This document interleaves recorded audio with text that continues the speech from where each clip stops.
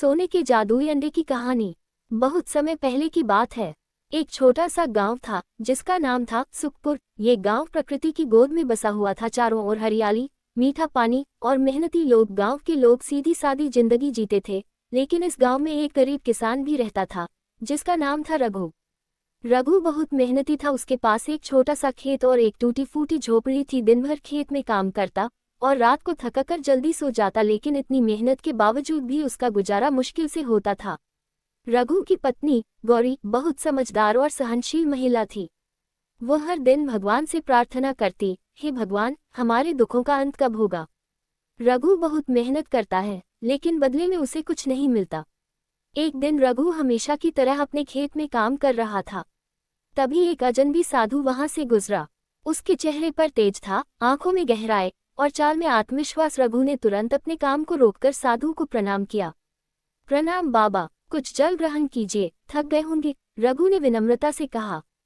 साधु मुस्कुराया और बोला, तू बहुत अच्छा इंसान है बेटा। मैं तेरी परीक्षा ले रहा था। तू गरीब है लेकिन तेरा दिल बहुत बड़ा है। मैं तुझे एक वरदान देता हूँ। रघु चौंक गया। वरदान? कैसा वरदान बाबा?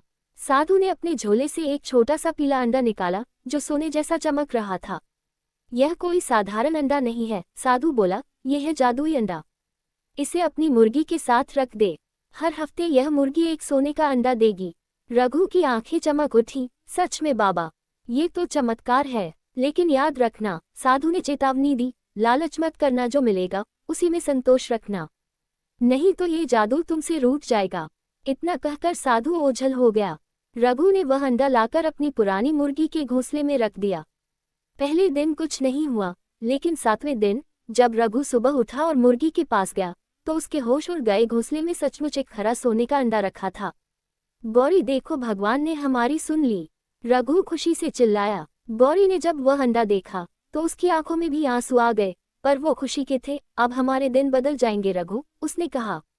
अब हर हफ्ते रघु को एक सोने का अंडा मिलने लगा। रघु उसे पास के शहर में बेच देता और बदले में अच्छा खासा पैसा मिलता।